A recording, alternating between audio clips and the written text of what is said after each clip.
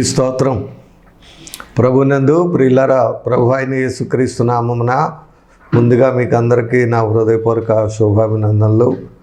మరి దేవుడు గత కాలం అంతట్లో మళ్ళందరినీ ఎంతగానో కాచి కాపాడి మరి ముఖ్యంగా 11 నెలల్లో అద్భుతంగా ఈ 2024లో ప్రవేశింపచేసి 11 నెలల్లో ఆయన కృపలో మళ్ళందరినీ ఎంతగానో కాచి కాపాడి మళ్ళా ఈ నూతన నెల అనగా 12వ నెల డిసెంబర్ నెలలో ప్రవేశించే కృపను ప్రభు మనకు దయచేసి ఉన్నారు.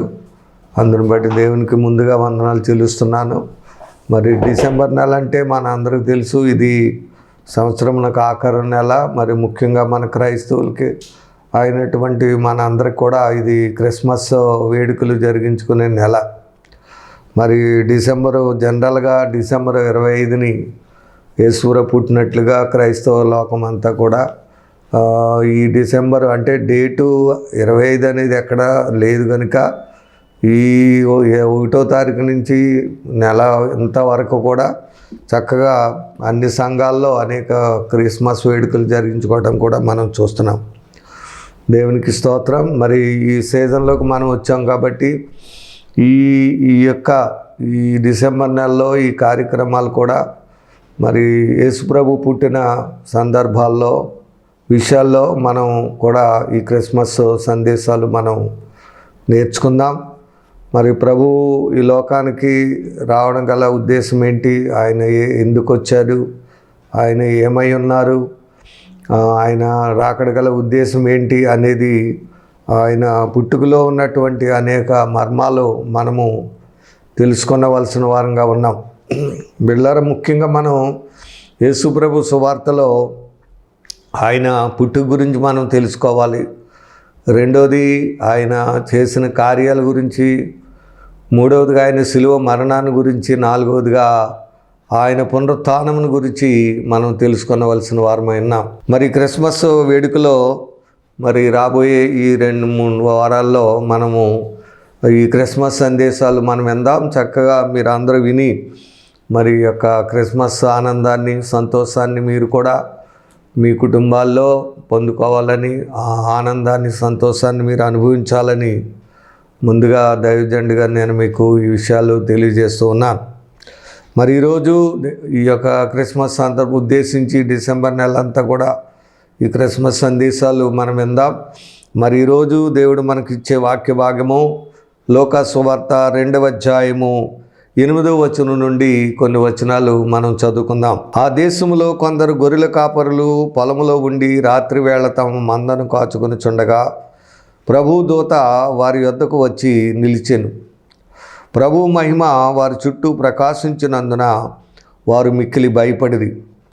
అయితే ఆ దూత, భయపడకుడి, ఇదిగో ప్రజలందరికీ కలుగుబోవు మహా సంతోషకరమైన సువర్తమానము నేను మీకు తెలియజేయుచున్నాను. దావీదు పట్టణమందు నేడు రక్షకుడు మీ కొరకు పుట్టి ఉన్నాడు, ఈయన ప్రభు అయిన క్రీస్తు. దానికిదే మీ కానవాలి, ఒక శిశువు పొత్తుగుడ్డలతో చుట్టబడి ఒక తొట్టెలో పండుకొని ఉండుట మీరు చూచెదరని చెప్పెను. వెంటనే సర్వలోక సైన్య సమూహము ఆ దూతతో కూడా ఉండి సర్వోన్నతమైన స్థలములలో దేవునికి మహిమయు ఆయనకి ఇష్టలైన మనుషులకు భూమి మీద సమాధానమును కలుగును గాకని దేవుని స్తోత్రము చేయుచుండెను. హల్లెలూయా. ఇక్కడ ప్రభు అయిన యేసు ఆ యొక్క యోదయ బెత్లెహేములో పుట్టినప్పుడు, పశువుల పాకలో పుట్టిన తర్వాత మనము అనేక రీతిలుగా ఆయన పుట్టుక గురించి ముందుగా దేవదూతలు ప్రకటించడం మనం చూస్తున్నాం. అలాగే ఆకాశమందు ఒక నక్షత్రం వెలువడి మరి జ్ఞానులను ఈ ప్రభు పుట్టిన స్థలానికి నడిపించడం కూడా యోదయ బెత్లెహేముకి మనం చూస్తున్నాం. బిళ్ళారు, ఇక్కడ ముందుగా ఈ ప్రభు పుట్టుక గురించి మరి దేవదూతలు ప్రకటన చేసినట్లుగా మనం చూస్తున్నాం. దేవదూతల పరిచర్య ఇది. దేవదూతలే ముందు ఆయన పుట్టుక గురించి ఇక్కడ ఈ గొర్రెల కాపర్లకు తెలియజేసినట్లుగా చూస్తున్నాం. అలాగే మరియకు కూడా తెలియజేసాయి. మరియకు కూడా గాబ్రియెలు దూత ద్వారా ఆమె గర్భవతిగా ఉంటుందనే సత్యాన్ని గాబ్రియెలు దూత ద్వారా చెప్పబడింది. అలాగే యోసేపు కూడా ఆయన మరి ప్రదానం చేయబడే స్త్రీగా ఉంది, పెళ్లి చేసుకోబోతున్నాడు, ఆమె గర్భవతిగా ఉండడం, అతను కూడా ఒక రకమైన షాకింగ్ న్యూస్ లాగా ఉండటం, అతను కూడా గలిబిలి పట్ట సందర్భంలో ఏంటి అని ఆలోచిస్తున్నప్పుడు అక్కడ కూడా కల్లో దేవుని దూత ఆయనకి కనబడి మరి ఆ యేసు ప్రభు పుట్టుని గురించి వివరంగా తెలియజేయటం మనం చూస్తున్నాం. అలాగే ఇక్కడ గొర్రెల కాపర్లకి దేవదూతలు సువార్త ప్రకటించినట్లు, మహా సంతోషకరమైన సువార్త ప్రకటించినట్లు చూస్తున్నాం. అలాగే మరి తూర్పు దేశపు జ్ఞానులకైతే ఆకాశంలో ఒక నక్షత్రం వెలువడి అది ప్రయాణం చేసి యేసుప్రభు పుట్టిన స్థలానికి వారిని నడిపించినట్టు చూస్తున్నాం. ఇలాగా మరి అనేక విధాలుగా ప్రభు పుట్టిక వేడుక, ఈ ప్రభు పుట్టినప్పుడు అనేక విధాలుగా ఈ వేడుక జరిగింది, బర్త్డే వేడుక జరిగింది. ఇటు దూతలుతో ఆకాశంలో దూతల సందడి ఉంది, తర్వాత భూమి మీద ఏమో ఇక్కడ జ్ఞానులు, తర్వాత నక్షత్రాలు, తర్వాత ఇక్కడ గొర్రెల కాపర్లు వెళ్ళి ప్రభుని స్తుతించడం, జ్ఞానులు కూడా వచ్చి ఆయన ఆరాధించడం. ఇలాగ పుట్టిన సందర్భంలో అనేక విషయాలు ఇక్కడ ఈ బైబిల్ గ్రంథంలో మనం చూస్తున్నాం. హల్లెలూయా. కాబట్టి యేసుప్రభు పుట్టిక ఎంతో విశేషమైనది, వింతైనది, ఒక అద్భుతమైన జన్మని మనం గమనించుకోవాలి. ఎవరు కూడా ఆయన మరియ గర్భాన్ని ఎన్నుకొని తండ్రి అయిన దేవుడు ఆత్మరూపిగా ఒక కుమారుడిగా పరిశుద్ధాత్మ ద్వారా ఆయన ఈ లోకంలోకి జన్మించడం జరిగింది. హల్లెలూయా. చాలామంది యేసు ప్రభు జన్మను సంకోచిస్తూ ఉంటారు, అనుమానిస్తూ ఉంటారు. ఏంటి అలాగా మ్యారేజ్ అవ్వకుండా గర్భవతి ఉండటం ఏంటి, పరిశుద్ధాత్మ గర్భవతిగా చేయటం ఏంటి అని ఒక రకంగా ఆలోచిస్తుంటారు. కానీ ఇది ఆ రకంగా మానవులకి దేవుడు ఒక రక్షణను, తండ్రిని దేవుడు కుమారుడిగా మానవుడిగా రక్తమాంసాలు ధరించుకొని రావాల్సి ఉన్నదని ప్రకటన, మరి ఎన్నో ప్రవచనాలు ఓల్డ్ టెస్టమెంట్లో కూడా ఆయన భర్త గురించి అనేక ప్రవచనాలు, కన్యక యెషయా గ్రంథంలో మనం చూస్తాం. కన్యక గర్భవతి అయి కుమారుని కన్ను, ఆయనకు ఇమ్మానుయేలు అని పేరు పెడతారని. సో ప్రభు పుట్టక ముందు కూడా ఈ మర్మాన్ని దైవజ్ఞ ప్రవక్తల ద్వారా, యెషయా ప్రవక్త ద్వారా ఆయన పుట్టుక గురించి అనేక మరి ప్రవచనాలు చెప్పబడినట్లు కూడా చూస్తున్నాం.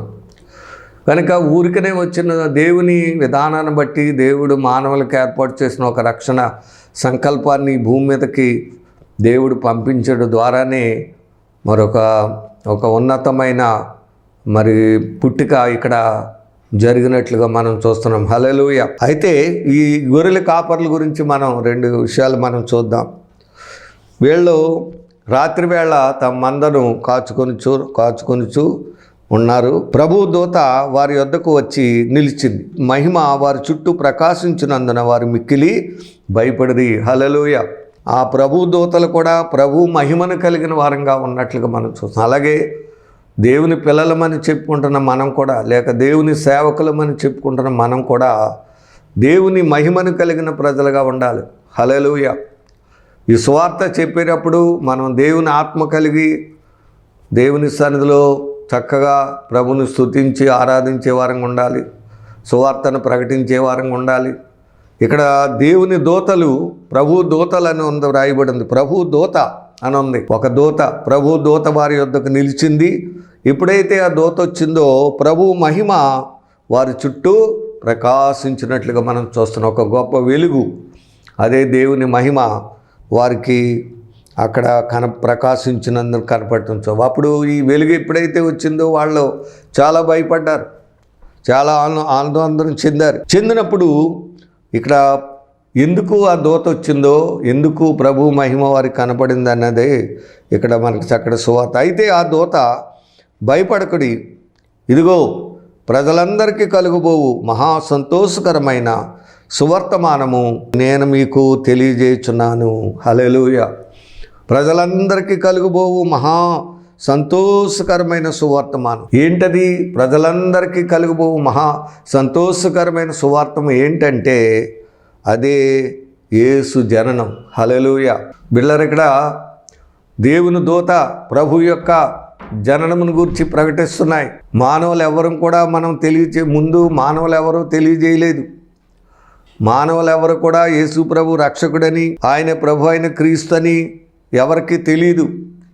అయితే ముందుగా దేవదూతలే ప్రభుని గురించి చెప్తున్నాయి. ఏమంటే, దావీదు పట్టణమందు నేడు రక్షకుడు మీ కొరకు పుట్టి ఉన్నాడు, ఈయన ప్రభు అయిన క్రీస్తు. హల్లెలూయా. దేవుని యొక్క యేసు ప్రభు పుట్టుకను గురించి మొట్టమొదటగా ప్రకటించబడిన దేవదూతల ద్వారానే. ఆయన ప్రభు అని, ఆయన రాజని, ఆయన దేవుడని, దేవుని కుమారుడని లోకమందు ప్రకటించిన వారు మొట్టమొదట దేవుని దూతలే. హల్లెలూయా. ఆ తరువాత ప్రభు పుట్టిన తర్వాత ఈ రక్షణ సువార్తను అందరికీ ప్రకటన చేయటం, ఆయన ద్వారా అనేకులు రక్షణ పొందుకోవటం, తర్వాత అపోస్తులను దేవుడు ఏర్పరచుకోవటం, వారు ఆత్మను పొందుకున్న తర్వాత ప్రభు యొక్క రక్షణ సువార్తను అప్పుడు అపోస్తులకి ముందు ప్రభు ప్రకటించారు, తర్వాత అపోస్తులకి ఈ సువార్తను ప్రకటించే గొప్ప ఆధిక్యతను ప్రభు ఇచ్చారు. కాబట్టి ముందుగా దేవదూతలు ప్రకటించారు, తర్వాత తన దైవజనులను దేవుడు ఏర్పరచుకొని వారి ద్వారా ఈ సువార్తను ప్రకటిస్తూ ఉన్నాడు. హల్లెలూయా. కాబట్టి ఇక్కడ ఏంటి సువార్త అంటే, దావీదు పట్టణమందు నేడు రక్షకుడు మీ కొరకు పుట్టి ఉన్నాడు, ఈయన ప్రభు అయిన యేసు. హల్లెలూయా. మరి ఇక్కడ యేసును ఏ విధంగా, ప్రభు అయిన క్రీస్తు ఏ విధంగా ఉన్నారంటే, నేడు రక్షకుడు మీ కొరకు పుట్టి ఉన్నాడు. ఈయన ఇక్కడ ప్రభు అయిన క్రీస్తు అని ఉంది. ఇక్కడ క్రీస్తు అనే మాటకి అభిషక్తుడని అర్థం. అప్పటికి ఇంకా పేరు పెట్టలేదు, యేసు ప్రభుకి పేరు పెట్టలేదు. కానీ క్రీస్తు వస్తాడు, అభిషక్తుడు వస్తాడు అని మామూలుగా ఇశ్రాయేలు అందరూ నిరీక్షిస్తున్నారు. కాబట్టి మీరు ఎవరికైతే క్రీస్తు రాబోతున్నాడని మీరు ఎంతమంది అయితే నిరీక్షిస్తున్నారో, లేక క్రీస్తు వస్తాడని ఎంతమంది అయితే ఎదురు చూస్తున్నారో, వారందరికీ గుడ్ న్యూస్ ఏంటంటే, ఇదిగో నేడు రక్షకుడు మీ కొరకు పుట్టి ఉన్నాడు, ఈయన ప్రభు అయిన క్రీస్తు అన్నారు. ఈయనే ప్రభు అయిన క్రీస్తు. ఇశ్రాయేలు ప్రజలందరూ కూడా మెస్సయ్య వస్తాడు మానవులను రక్షించడానికి, ఉద్ధరించడానికి అని ఓల్డ్ టెస్ట్మెంట్లో ఒక వెలుగు ఉదయిస్తుంది, వెలుగు వస్తుంది, ఈ భూమి మీదకి వెలుగు ఉదయిస్తుంది, ఆ ప్రజలందరూ కూడా వెలిగించబడతారు అనేటువంటి ప్రవచనాలు కూడా మెస్సయ్య గురించి, యేసుప్రభు పుట్టుని గురించి, క్రీస్తు లేక అభిషక్తుడు ఈ లోకానికి పంపబడతాడు అనేటువంటి సత్యము ఇశ్రాయేలీయులు నిరీక్షణ కలిగి ఎదురు చూస్తున్నారన్నమాట. ఈయన ప్రభు అయిన క్రీస్తు.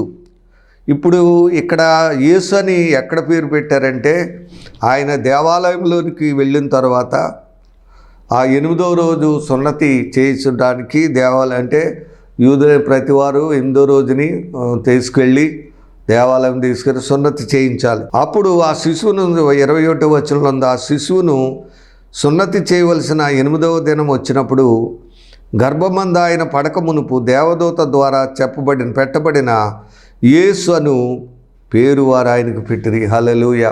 సరే, ముందుగానే ఈ పేరు ప్రకటించాడు, దేవదూత ద్వారా ప్రకటించబడింది. చూడండి దయతో ఇక్కడ మరి మత్తయి సువార్తలో మనం చూస్తున్నాము, ఆ పేరు అక్కడ పెట్టబడినట్లుగా మనం చూస్తూ ఉన్నాం. 1వ అధ్యాయము 18వ వచనంలో మనం చదివితే, యేసుక్రీస్తు జనన విధమిట్లనగా, సరే ఇక్కడ యేసు క్రీస్తు అని 2 పదాలు కూడా కలిపి వాడబడ్డారు. యేసే క్రీస్తు, క్రీస్తే యేసు. ఇది మరి యూదులు ఈ క్రీస్తు వస్తాడని నమ్మరు, కానీ ఆయనే యేసు అని నమ్మలేదు వాళ్ళు. ఆయనే అభిషక్తుడని వారు అర్థం చేసుకోవాలి. నువ్వు క్రీస్తు అని వారు తెలుసుకోలేకపోయారు, ఆయన క్రీస్తు అని తెలుసుకోలేకపోయారు, ఆయన అభిషక్తుడని వారు తెలుసుకోలేకపోయారు, ఆయనే రక్షకుడని వారు నమ్మలేకపోయారు బిడ్డలారా. అయితే ఇక్కడ అందుకనే యేసుక్రీస్తు అని 2 కలిపి, 2 పేర్లు కూడా కలిపి ఇక్కడ సువార్త ప్రకటించడం జరుగుతూ ఉంది. యేసుక్రీస్తు జనన విధమట్లనగా ఆయన తల్లి అయిన మరియా యోసేపునకు ప్రదానము చేయబడిన తరువాత, సరే ప్రదానము చేయబడిందంటే వారు ఏకము కాకమునుపు ఆమె పరిశుద్ధాత్మ వలన గర్భవతిగా ఉండెను. ఆమె భర్త అయిన యోసేపు నీతిమంతుడై ఉండి ఆమెను అవమానపరచనల్లక రహస్యంగా విడనాడి ఉద్దేశించారు. చూసారా, యేసుప్రభు పుట్టిక మన అందరికీ గొప్ప రక్షణ ఆనందాన్ని కలిగించేదిగా ఉన్నప్పటికీ అక్కడ యోసేపు మరియమ్మలకైతే గొప్ప భారాన్ని లేక ఒక గొప్ప నిందను భరించేలాగా, గొప్ప అవమానమును భరించేలాగా అది, ఎందుకంటే ప్రదానం చేయబడింది, ఇంకా వివాహమావుల ద్వారా ఏకము కాకమునుపు ఆమె గర్భవతిగా ఉండడం అనేది మరి లోకానికేంటి, ప్రజలకే, ఇటు ప్రదానం చేయబడిన భర్త అయినటువంటి యోసేపు కూడా అదొక అవమానంగా, అదొక, ఎందుకంటే ధర్మశాస్త్రంలో ఉంటుంది, ఎవరైనా తప్పుడు విధానం గర్భవతి, వివాహం కాక గర్భవతి వారు రాళ్లతో కొట్టి చంపాలని ఉంటుంది. అయితే యోసేపు నీతిమంతుడు కనుక అలాంటి కొట్టడం, చంపడం ఇలాంటి అతనికి లేదు. కానీ ఆమెను రహస్యంగా ఏదో క్షమించి, జరా మనం దేవుని పిల్లలుగా ఇప్పుడు తప్పును మనం ఇప్పుడు నిజంగా మేరీ తప్పు చేసిందంటే ఇక్కడ ఆ తప్పును, నీతిమంతుడు కాబట్టి ఆ తప్పును భరించేవాడుగా ఉన్నాడు. రెండోది ఆమెను క్షమించి వదిలిపెట్టేసేలాగా మనం చూస్తున్నాం. అదే మామూలుగా చెడ్డవాడై ఉంటే యోసేపు నిజంగా చాలా ఘోరంగా ప్రవర్తించును, చాలా అవమానపరిచేసును, పెద్ద మీటింగ్ పెట్టి సమాజంలో పిలిచి ఆమెను అవమానపరిచేయచ్చు. ఇలా అది దేవుని పిల్లలు చేసే పని కాదు, అది నీతిమంతులు చేసే పని కాదు. పాపిని రక్షించుట, పాపిని కరుణించుట, పాపాన్ని ద్వేషించాలి. ఒక రకంగా ఇతను పాపాన్ని ద్వేషిస్తున్నాడు, ఎందుకంటే పాపాన్ని ఏమీ అక్కడ సమర్థించడం లేదు. ఆమె ఎలా చేసినా, ఎలా గర్భవతి అయినప్పటికీ ఆమెను శిక్షించకుండగా, అంటే అవమానపరచకుండగా వదిలిపెట్టేయాలని, ఆమెను విడనాడ ఉద్దేశించాడు. అంటే విడిచిపెట్టేయాలనుకుంటున్నాడు. ఎందుకంటే పాపమును ఎప్పుడు కూడా మనం విడిచిపెట్టేయాలి తప్ప దాన్ని సమర్థించకూడదు. అయితే ఇతడు నీతిమంతుడు గనుక ఆమెను క్షమించి అవమానపరచనల్లక, ఇదన్నమాట దేవుని పిల్లలు అయిన మనం నేర్చుకోవాల్సిన గొప్ప సత్యం. పాపిని క్షమించే వారంగా ఉండాలి, పాపాన్ని ద్వేషించే వారంగా ఉండాలి. హల్లెలూయా. ఇక్కడ యోసేపు నీతిమంతుడు, కానీ పాపాన్ని ఏం ప్రేమించట్లేదు, విడిచిపెట్టేయాలనుకుంటున్నాడు. కానీ నీతిమంతుడు కనుక ఆ పాపాన్ని ఎగ్జాల్ట్ చేయకుండా దానికి శిక్ష అనేది పడాలి. ఈమె పాపం చేసింది కాబట్టి ఈమెను శిక్షించాలనే మనసు నీతిమంతుడికి ఉండదు. హల్లెలూయా. కానీ లోకంలో ఉన్న మనుషులు ఏం చేస్తారంటే ఎప్పుడైనా పాపమని తెలిస్తే చాలు ఇంక దాన్ని ఇమ్మీడియట్గా రాళ్ళతో కొట్టేయటం, ధర్మశాస్త్ర ప్రకారంగానో లేదా ఆయా మతాల విధానం ప్రకారంగానో అపవిత్రాలు అయింది కాబట్టి ఇక ఆమెను చంపివేయటము, అలాగా రకరకాలుగా ఆమెను దూషించి వెలివేసి ద్వేషించటం జరుగుతుంది. కానీ ఇవన్నీ ఏమీ యోసేపు చేయలేదు. కారణం ఏంటంటే నీతిమంతుడు, భారాన్ని భరించేవాడు, పాపిని కరుణించేవాడు, పాపాన్ని ద్వేషించేవాడు కనుక ఆ రకంగా ఆమెను అవమానపరచనల్లక రహస్యంగా వదిలిపెట్టేయాలనుకున్నాడు. హల్లెలూయా. ఇది గొప్ప మర్మము, ఇది ఎంతో భారమైంది, ఇది అందరూ కూడా చేయలేరు, సహించలేరు. అలాగా నీతిమంతుడు కాబట్టే సహించాడు. ఆ రకంగా దేవుని సన్నిధిలో అతను ఆశీర్వదించబడ్డాడు. అతడు ఈ సంగతుల గురించి 20 వచనం చదివితే, అతడు ఈ సంగతుల గురించి ఆలోచించుకుని చుండగా ఇదిగో ప్రభువు దూత స్వప్నమందు అతనికి ప్రత్యక్షమై, హల్లెలూయా. ఇందా చెప్పాను కదా, ఈ సువార్త ముందుగా యేసుప్రభు పుట్టిన గురించి మానవులు కాదు చెప్పింది, దేవదూతలే. బిడ్డలారా, ఈరోజు వాక్యం వింటున్న మీరు ఎవరైనా సరే ఇది మానవులు ప్రకటించిందని మీరు అనుకుంటే మీరు మరి తప్పు విధానంలో ఉన్నట్టుగా ఉంటారు. ఇది ఎవరు మనుషులు ప్రకటించింది కాదు, ఇది దేవుని దూతలు, ప్రభు దూతలు, పరలోక సైన్య సమూహము ఆయన గురించి, ఆయన రక్షకుడని, ఆయన ప్రభు అని, లోక రక్షకుడని ప్రకటించింది ముందుగా దేవదూతలే. హల్లెలూయా. ఒకవేళ మానవులు చెప్పింది మనం నమ్మకపోవచ్చు, మనుషులైతే ఏదో మానవ ఉద్దేశాలను బట్టి చెప్పారనుకోవచ్చు. కానీ ఇక్కడ ఈ సువార్త మనుషుని ఉద్దేశ ప్రకారం కాదు, కానీ దేవుని ఉద్దేశ ప్రకారంగా దేవదూతల ద్వారా ముందుగా ఈ సువార్త ప్రకటించబడింది. హల్లెలూయా.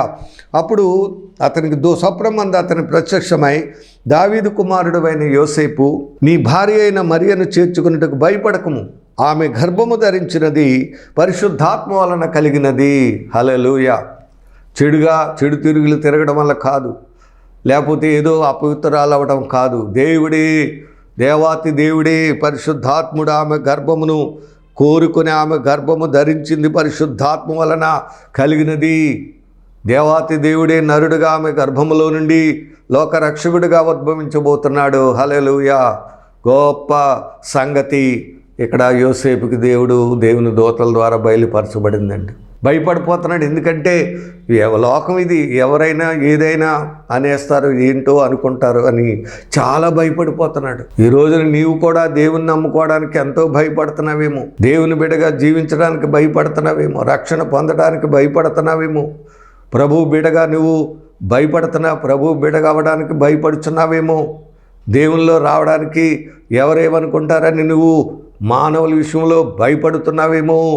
ప్రభువుని నమ్ముకున్నందుకు మనకు కొన్ని అవమానములు, కొన్ని నిందలు, కొన్ని శ్రమలు మనం అనుభవించాలి. యేసు ప్రభువుని నమ్ముకున్నందుకు కష్టాలు, కొన్ని శ్రమలు, కొన్ని నిందలు, అవమానములు కలుగుతాయి. ఇక్కడ యోసేపు వాటన్నిటినీ భరించాడు. చూడండి, ఆమె యొక్క కుమారుని కనును వారి పాపముల నుండి ఆయనే రక్షించును గనుక ఆయనకు యేసు అని పేరు పెట్టుదు అనెను. హల్లెలూయా.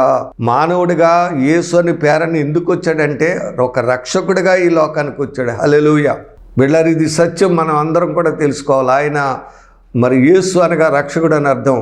ఆయన ఈ లోకానికి రక్షకుడిగా వచ్చి మానవాళ్ళందరినీ రక్షించినట్లుగా మనం చూస్తున్నాం. ఆయన్ని ఎవరైతే విశ్వసిస్తారో వారందరికీ గొప్ప రక్షణ ఇవ్వడానికి ఆయన ఈ లోకానికి రక్షకుడిగా వచ్చాడనే సంగతి మనం మర్చిపోకూడదు. అందుకనే గొర్రెల కాపర్లకి ఆ దూతలు కనబడిదిగో ప్రజలందరూ కలిగిపోవు మహా సంతోషకరమైన సువార్తమానం మీకు తెలియజేస్తున్నాం. ఏంటంటే, దావీదు పట్టణమందు నేడు రక్షకుడు మీ కొరకు పుట్టి ఉన్నాడు, ఈయన ప్రభు అయిన క్రీస్తు. కాబట్టి రక్షకుడిగా యేసు ఈ లోకానికి 2000 సంవత్సరాల క్రితం వచ్చారు. హల్లెలూయా. ఎందుకంటే మానవాల్ని రక్షించడానికి. తిమోతి పత్రికలో చక్కగా అక్కడ మనకి ఆయన ఎందుకు వచ్చాడు, ఏం ప్రకటించబడ్డాది అనేది చూద్దాం. చూడండి, 1 తిమోతి 3వ అధ్యాయము 16వ వచనంలో మనం రాసిపడుతున్నాం. నిరాక్షేపముగా దైవభక్తిని గూర్చిన మర్మము గొప్పదై ఉన్నది. ఈ మర్మం చాలా గొప్పది, ఇది అందరూ తెలుసుకోవాలి. దీన్ని చాలామంది దీని విషయంలో అభ్యంతరపడుతున్నారు. అక్కడ యోసేపు అభ్యంతరపడినట్లు, యోసేపు అనుమానించినట్లు, యోసేపు మరియమ్మను వదిలేయాలనుకున్నట్టుగా ఈ రోజున చాలామంది ప్రభువుని నమ్ముకోవడానికి ఇలాంటి అభ్యంతరాలు పడుతున్నారు. కానీ ఇక్కడ తిమోతికి పౌలు అంటున్నాడు, నిరాక్షేపముగా ఏం అనుమానం లేకుండా దైవభక్తిని గూర్చిన మర్మము గొప్పదై ఉన్నది. హల్లెలూయా. ఆయన ఈ లోకానికి నరుడుగా రావడం అనేది గొప్ప మర్మం. బిడ్డలారా, ఆ దేవుని ఆత్మ, ఆ పరిశుద్ధాత్ముడు ఆ విధంగా మానవాళిని రక్షించాలనే ఉద్దేశంతో ఆ పరిశుద్ధాత్ముడే ఈ లోకానికి రక్షకుడుగా యేసు అనే పేరని ఇక్కడ ఆయన ప్రత్యక్షమైనట్లుగా చూస్తున్నాం. చూడండి, దైవభక్తిని గూర్చిన మర్మము గొప్పదై ఉన్నది. ఏంటంటే, ఆయన సశరీరుడిగా ప్రత్యక్షమయ్యను. నరుడిగా, సశరీరుడిగా, రక్త మాంసములు గలవాడుగా ప్రత్యక్షమయ్యాడు. హల్లెలూయా. బిడ్డలారా, ఏయో అవతారాలు ఉంటాయి, ఏదేదో అవతారాల్లో అవతరించారంటారు. కానీ యేసు అలాగే ఏమీ అవతరించలేదు. కానీ మానవుడిగా మనం ఎలాగైతే ఉన్నామో, ఎలాగ శరీరులుగా ఉన్నామో అదే ప్రకారంగా మనలాగే మానవుడిగా, సశరీరుడిగా ఆయన ఈ లోకానికి వచ్చాడు. మనందరి కొరకు ఏం తెచ్చాడో తెలుసా? రక్షణను తీసుకొచ్చాడు. ఆ రక్షణ నిమిత్తమై, మన పాపముల నుండి మనం విమోచించి నిమిత్తమై ఆ కల్వరి శిలువలో ఆయన ఒక గొర్రె పిల్లగా ప్రాణం పెట్టాడు. ముఖ్యంగా ఆయన వచ్చింది ఏంటంటే, he came to die for our sins, he came to shed his holy blood on the cross. ఆయన శిలువలో తన పరిశుద్ధ రక్తాన్ని చిందించడానికి వచ్చాడు. పరిశుద్ధుడిగా వచ్చాడు, రక్షకుడిగా వచ్చాడు, పాపిని క్షమించాడు, పాపిని రక్షించి మనందరి పాపముల నిమిత్తమై కల్వరి శిలువలో తన పరిశుద్ధ రక్తాన్ని చిందించి 3 దినములు సమాధిలో ఉండి 3వ దినాన్ని సజీవుడై పరలోకమునకు ఆరోహణయ్యాడు. హల్లెలూయా. కాబట్టి సశరీరుడిగా ప్రత్యక్షమయ్యాడు. ఆత్మ విషయమున నీతిపరుడని తీర్పు నొందాడు. దేవదూతలు కనబడ్డాడు.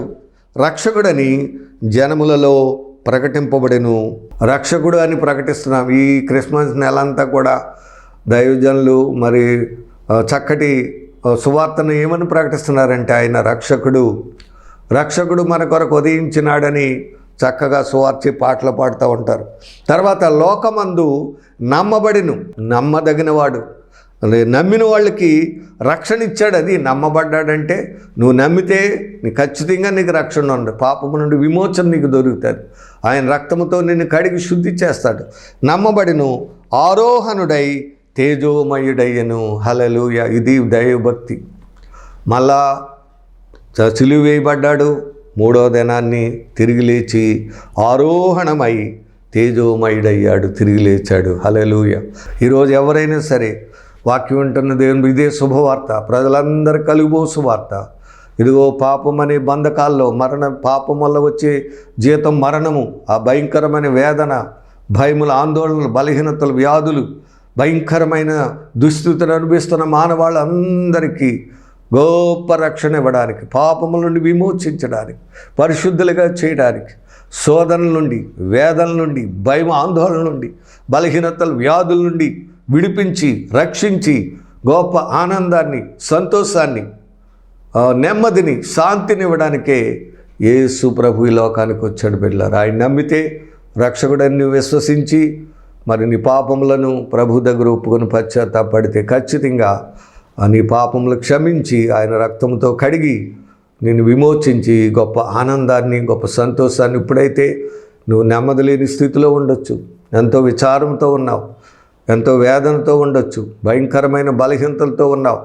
మరి యేసును నమ్ముకోవడం వల్ల ఆ శోధన వేదన నుండి, ఆ యొక్క భయం, ఆందోళన నుండి, లేకపోతే ఆ బలహీనతల వ్యాధుల నుండి దేవుడు నిన్ను స్వస్థపరిచి నీ గొప్ప ఆనందాన్ని పొందుకుంటావు, సంతోషాన్ని కలుగుతావు, సమాధానాన్ని పొందుకుంటావు. నీ జీవితంలో గొప్ప నెమ్మది కలిగి మరి నిత్య జీవాన్ని, పరలోకమును అనుభవించే గొప్ప భాగ్యాన్ని ప్రభు నీకు ఇవ్వడానికి సిద్ధుకున్నాడు. కాబట్టి it is the good news. ప్రజలందరూ కలుగు మహా సంతోషకరమైన సువార్తమానం ఏంటంటే దావీదు పట్టణమందు నేడు రక్షకుడు మీ కొరకు పుట్టి ఉన్నాడు. ఈయన ప్రభు అయిన క్రీస్తు, ఆయనే మెస్సయ్య. ఆయన విశ్వసిస్తే గొప్ప రక్షణ పొందుకొని నెమ్మది కలిగి ఆనందాన్ని, సంతోషాన్ని పొందుకొని పరలోకమునకు వెళ్ళి గొప్ప జీవితాన్ని ప్రభు మనకి ఇవ్వబోతున్నాడు. అట్టి కృప మీరందరూ విశ్వసించి ఆయన ఇచ్చే రక్షణ పొందుకొని ఆ కృపలో మీరందరూ చక్క వర్ధిల్లి దేవునిలో ముందుకు సాగాలని దైవజనుడు కోరుకుంటూ, మరి మీకు అందరికీ మీకు శుభములు, శుభాకాంక్షలు సమృద్ధిగా కలగాలని వేడుకుంటూ, కోరుకుంటూ ఈ మాటలు ముగిస్తున్నాను. దేవుడి మాటలను దీవించి ఆశీర్వదించునుగాక. ఆమేన్. చిన్న ప్రార్థన. మహాపరిశుద్ధుడా, మహోన్నతుడా, యేసయ్య నీకు వందనాలు చెల్లిస్తున్నాం తండ్రి. ఈ లోకానికి నీవు మరి రక్షకుడిగా ఉద్భవించినావని, పుట్టావని గొప్ప సత్యాన్ని మీరు మాకు తెలియజేసినందుకే ఆయన మానవుల సంకల్పం కాదు కానీ దైవ సంకల్పం బట్టి నువ్వు నరుడిగా వచ్చి లోక మానవాళ్ళని రక్షించాలని దేవుని ఉద్దేశం, ప్రణాళిక ఎప్పటి నుంచో మెస్సయ్య వస్తాడు, క్రీస్తు అభిషక్తుడు వస్తాడని విషయాన్ని బయలుపరిచిన నిమిత్తమై మరి నేటి కాలానికి 2020 సంవత్సరాల క్రితం నీవు ఆ సమయం వచ్చినప్పుడు నేను మానవుడిగా కన్యమరి గర్భంలో రక్తంలో ఉన్న సశరీరుగా నువ్వు పుట్టి నేను లోకమందు మానవాళ్ళని రక్షించి ఆ మానవాళ్ళ రక్షణ కొరకు సిలువలో రక్తము చిందించి ప్రాణం పెట్టి 3 దినాల తిరిగి 3వ దినాన్ని లేచి ఆరోహణమైన యేసయ్య నీకు వందనాలు. విన్న వాక్యం అందరి హృదయాల్లో పడేది నూరంతలుగా ఫలించుటకు మీరే సహాయం చేసి మహిమ పొందమని మా ప్రభువును ప్రియరక్షకుడైన యేసు నామమున అడిగి వేడుకొనుచున్నాము తండ్రి. ఆమేన్. ఆమేన్.